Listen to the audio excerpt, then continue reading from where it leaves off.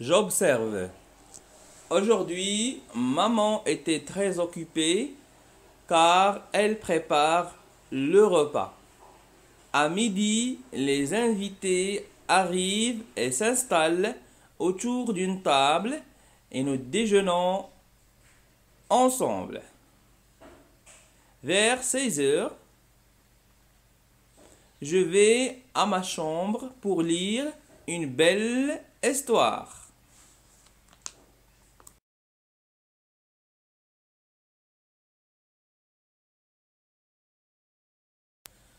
Comme vous l'avez déjà remarqué, ce petit récit suit un ordre chronologique, c'est-à-dire relatif au temps.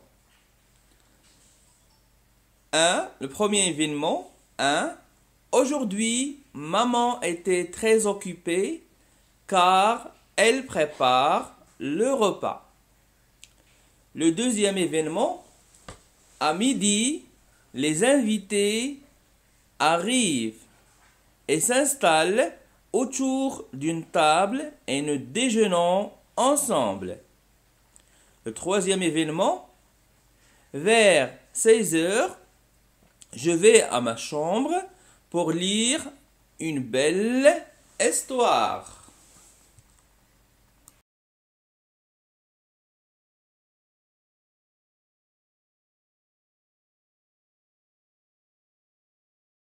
Pour écrire une petite histoire qui a un sens, ou bien un court récit qui a un sens, il faut tout d'abord reconnaître l'ordre des événements.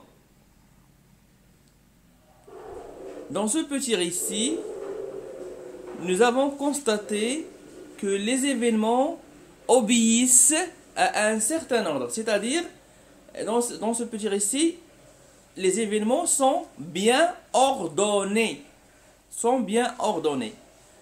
Premier événement commence par aujourd'hui. Deuxième événement commence à midi. Et le troisième événement commence par vers 16 heures.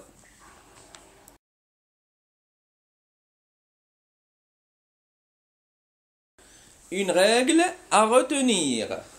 Pour écrire un récit court, il faut choisir des personnages, c'est-à-dire des personnages, que ce soit principaux ou bien secondaires, choisir un temps et un lieu. Alors, quand se passe cette histoire, où se passe cette histoire, c'est-à-dire on parle du lieu et aussi du temps.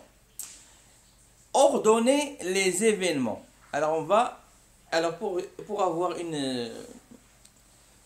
un petit récit ou bien une petite histoire, il faut ordonner, il faut mettre en ordre les événements. Mettre en ordre les événements de cette histoire pour qu'ils soient bien présentés.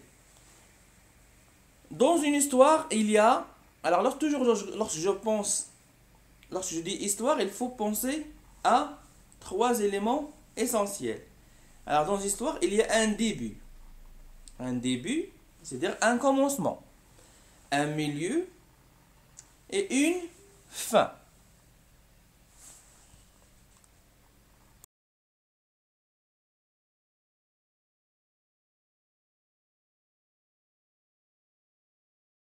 Merci pour votre attention et à la prochaine leçon.